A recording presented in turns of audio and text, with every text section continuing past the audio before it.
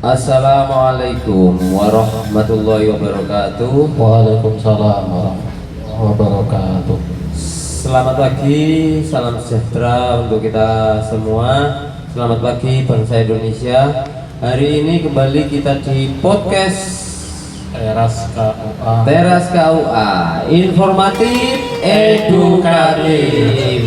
Podcast random dari Welan untuk Indonesia kali ini telah hadir di tengah-tengah kita, yaitu beliau adalah seorang penyuluh senior di Kota Welan dan juga di Jepara, yang mana akan menyampaikan tugas dan fungsi dari penyuluh agama Islam. Nah, sebelum ke tugas dan fungsi, perkenalkan Bapak Supriyadi SHI. Monggo Pak Supri untuk bisa menyampaikan tugas dan fungsi dari penyuluh agama Islam. Terima kasih Bapak Matbrur SPDI selaku host untuk acara podcast Teras KUA Kecamatan Olahan. Bismillahirrahmanirrahim. Rabbil alamin. Wa bihi nasta'in wa ala umuri dunya waddin. Wassalatu wassalamu ala asyrofil anbiya'i wa imamil mursalin Sayyidina wa maulana Muhammad wa ala alihi wa sahbihi. Yang kami hormati Bapak Mabrur selaku host dalam acara podcast Teras KUA Kecamatan Olahan dan tim media podcast Teras KUA Kecamatan Olahan. Terima kasih atas waktu yang telah diberikan kepada kami untuk acara siang hari ini. Saya akan menyampaikan materi tentang tugas utama dan fungsi penyuluh agama Islam. Saya sampaikan di sini adalah penyuluh agama Islam ahli pertama. Ahli pertama. Karena apa? Di kantor Kementerian Agama itu ada beberapa penyuluh. Oh, berarti tidak hanya satu ya? Di Kementerian Agama ada beberapa penyuluh agama, yaitu penyuluh agama Islam, Hindu, Buddha, Kristen, dan Katolik. Berarti ada berapa Pak? 5. Ada 5.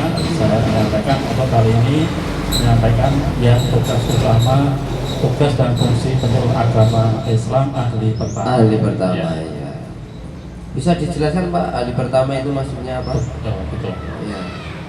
Tugas penyuluh agama Islam ahli pertama adalah melaksanakan bimbingan penyuluhan dan konseling agama serta pembangunan kepada masyarakat melalui bahasa agama. Itu tugas penyuluh agama Islam ahli pertama. Kemudian ada tugas utama. Tugas utamanya mencakup identifikasi kelompok sasaran, penyusunan materi dakwah, pelaksanaan bimbingan keagamaan, serta pendampingan untuk memecahkan masalah sosial keagamaan. Itu diantara tugas utama dari penyuluh agama Islam ahli pertama. Berarti sasarannya adalah masyarakat di sekitar wilayah Welan dan sekitarnya yang kaitannya dengan aktivitas keagamaan dari masyarakat. Oke, lanjut Pak Supri. Kemudian ada uraian tugas Pak Mas. Oke. Di sini berarti tugas utama, kemudian uraian tugas utama penyuluh agama Islam ahli pertama. Di antaranya yaitu persiapan dan perencanaan. Di sini adalah menyusun dokumen bahan rencana kerja operasional bulanan, tahunan, serta menyusun instrumen pendataan kelompok sasaran. Contohnya majlis taklim. Kan kita punya data, dan arti kita tiap minggu kita mengadakan bimbingan ke suatu majlis taklim. Kita membuat rencana, bahan rencana. Kemudian uraian yang kedua dari uraian tugas utama penyuluh agama Islam ahli pertama itu yaitu pelaksanaan penyuluhan. Dalam hal ini melakukan ceramah, kajian dan dakwah Islam secara langsung maupun lewat media sosial. Oh ya, berarti datang ke majelis taklim secara langsung maupun ketika tidak sedang di majelis taklim bisa lewat live. Oke. Jadi begitu ya pemirsa. Jadi tugas sudah sangat jelas, tugas kita sebagai penyuluh agama Islam yaitu menyampaikan nilai-nilai ajaran keagamaan, mendampingi beliau-beliau masyarakat umat beragama khususnya agama Islam yang berupa individu maupun majelis taklim untuk bisa bersama-sama menjalankan agamanya. Oh, lanjut Pak Supri. Lanjut untuk uraian tugas utama penyuluh agama Islam yang ketiga, yaitu pelayanan konseling. Dalam hal ini memberikan konsultasi keagamaan baik perorangan maupun kelompok terkait hukum Islam, masalah rumah tangga atau isu sosial. Dan hari ini narkoba seperti radikalisme itu. Berarti boleh ya, artinya ketika ada anggota masyarakat, Pak Supri, saya ini sedang ada problem. Pak Supri menjawab, Kita dari penyuluh insya Allah bisa memberikan ya. Dompet saya kosong, Pak Supri. Problemnya seperti itu. Ya. Jadi kalau dompet kosong, jangan tanya ke penyuluh agama. Penyuluh agama bisanya nanti mendoakan dan mengarahkan Anda ke BMT. Oke, pemirsa. Jadi kalau tanyanya itu yang seputar keagamaan, misalnya hukumnya membelanjakan hasil kerjaan bagaimana, lah itu nanti dijawab Pak Supri. Monggo lanjut Pak Supri. Untuk uraian tugas selanjutnya yaitu pembinaan mental dan moral. Ya. Dalam hal ini mengarahkan masyarakat dalam peningkatan ketakwaan kepada Tuhan Yang Maha Esa dan menjaga kerukunan umat beragama. Berarti untuk istilahnya para mendorong bersama-sama dengan masyarakat kondusivitas ya, kondusivitas dalam beragama. Lanjut Pak Supri. Selanjutnya yaitu uraian tugas selanjutnya pendampingan pembangunan. Dalam hari ini menggerakkan masyarakat dalam program pembangunan seperti penurunan stunting, sertifikasi halal, moderasi beragama melalui pendekatan agama. Oh ya, berarti ini ada program bagus dari pemerintah yaitu MBG. Berarti kita harus mendukung program MBG. Termasuk Karena MBG itu kan nanti untuk peningkatan gizi dari anak-anak Indonesia ya Pak Supri. Berarti kita tetap dukung program dari Pak Prabowo Subianto. Lanjut. Untuk yang terakhir, uraian tugas utama penyuluh agama Islam yaitu monitoring dan evaluasi. Dalam hal ini memantau, mengevaluasi hasil bimbingan serta menyusun laporan kegiatan secara berkala. Nah, laporannya ini kemana? Ke masyarakat atau ke dinas kita yang ke dinas kita? Karena kita kan setelah melakukan setelahnya pelaksanaan program tadi ya. Tadi kita membuat laporan. Oh ya, jadi gitu ya.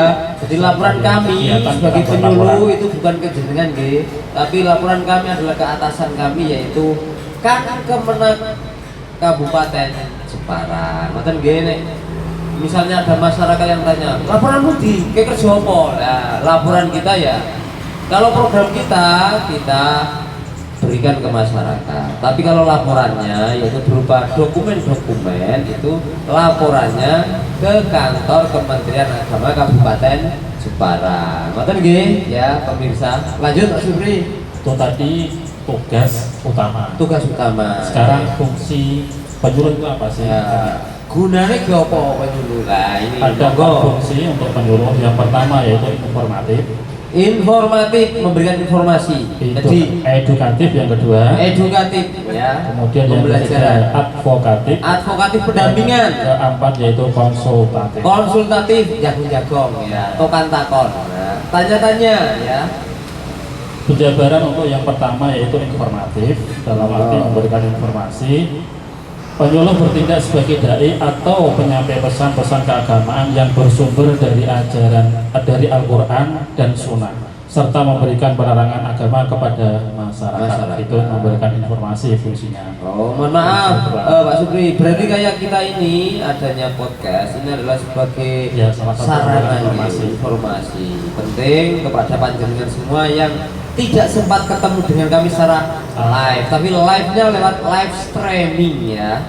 Tapi kalau mau ketemu langsung ke sini, sumonggo di sini siap siaga mendampingi persoalan-persoalan jenengan yang kaitannya non profit. Tapi kalau disuruh ketemu terus kemudian jenengan menghasilkan uang yang banyak, kita tidak sanggup ya. Karena kita bukan ekonom, kita adalah penyuluh agama Islam. Lanjut Pak Supri. Fungsi yang kedua yaitu edukatif, mendidik masyarakat. Dalam hal ini penyuluh bertindak sebagai guru yang memberikan pendidikan agama dan membina spiritual serta moral masyarakat secara berkesinambungan. Ya, berarti gini ya Pak Supri, ketika ada masyarakat yang buta huruf katakanlah, itu kita memberikan pendekatan kalau mau diajak atau diberikan bimbingan tentang membaca itu kita siap. Tapi kalau mereka menolak, wis ora iso maca apa-apa Mas, selang ini uripku misalnya, ya kita bagaimana reaksi kita? Ya silakan kita memberikan apa ya istilahnya inisiatif, mereka kita ajak dulu lah, gimana caranya kan gitu. Jadi begitu ya, sungguh mulianya tugas atau fungsi dari penyuluh ini. Kami mohon doa restu panjenengan semua supaya seluruh penyuluh di Jepara ini, khususnya Pak Supri dan kawan-kawan, diberikan kesehatan oleh Allah Subhanahu wa taala. Amin Allahumma. Amin. Kemudian fungsi yang ketiga yaitu advokatif, dalam hal ini membela, melindungi akidah serta akhlak masyarakat.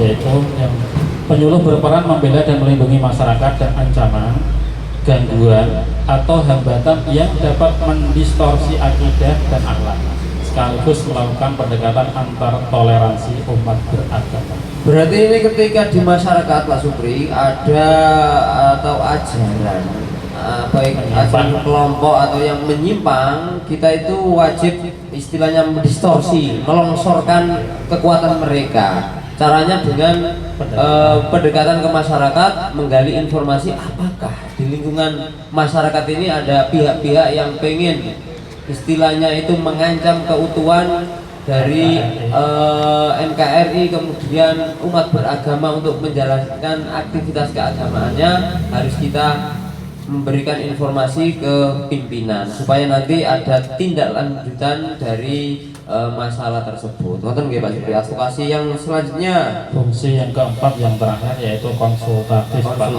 yaitu menjadi tempat bimbingan masalah keagamaan.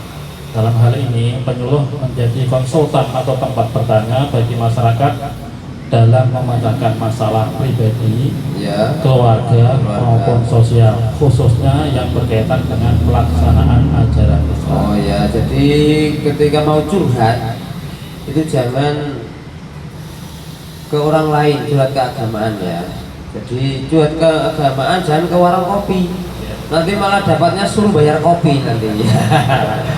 Curhat keagamaan jangan ke kafe, nanti malah panjenengan dikasih bon, ini bonnya. Nah, curhat keagamaan jangan ke kuburan, tapi kuburan itu dalam rangka untuk mengingat mati. Kalau mau curhat keagamaan, kita ini ada penyuluh yang ready 24 jam untuk panjenengan semua.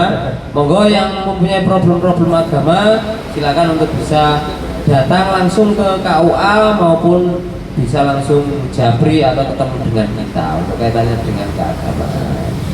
Masih ada lagi Pak Supri? Sudah selesai. Fungsi tadi sudah ada 4 dan tugas utama sudah selesai. Ya.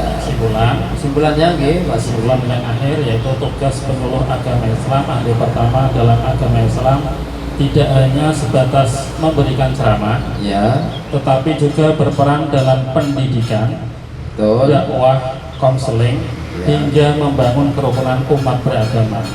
Keberadaan mereka sangat penting untuk menciptakan masyarakat yang beriman, bertakwa, dan hidup rukun. Amin. Jadi begini ya pemirsa, sangat berat sekali tugas kita. Sampai saya lupa Pak Supri tadi kesimpulannya gimana, karena memang beratnya tugas kita. Karena apa? Menciptakan kerukunan yang ada di masyarakat. Jadi tidak hanya ngomong toh, tapi harus bergerak ya. Jadi mohon doa restunya panjenengan semua supaya kita diberikan kekuatan oleh Allah Subhanahu wa taala untuk menjalankan tugas dengan sebaik-baiknya. Sekarang saya tanya, ini sebelum saya tanya yang terakhir, masih di teras KUA informatif edukatif podcast random dari Welan untuk Indonesia. Yang terakhir Pak Supri. Nah, kira-kira jenengan ini dibayar atau enggak?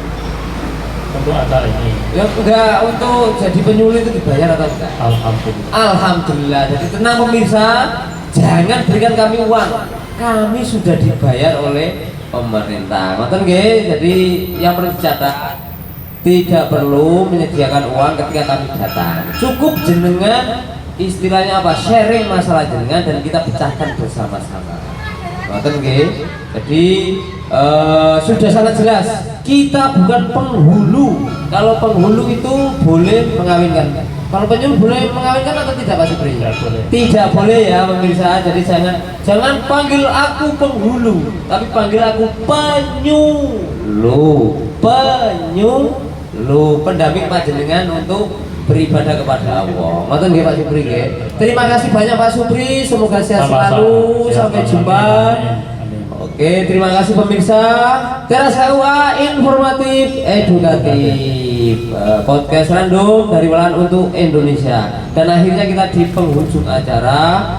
Mari kita tutup acara ini dengan bacaan hamdalah bersama-sama. Alhamdulillahirabbil alamin. Sampai jumpa di hari dan waktu yang akan datang. Tetap di Teras KUA informatif, edukatif. Assalamualaikum Warahmatullahi wabarakatuh.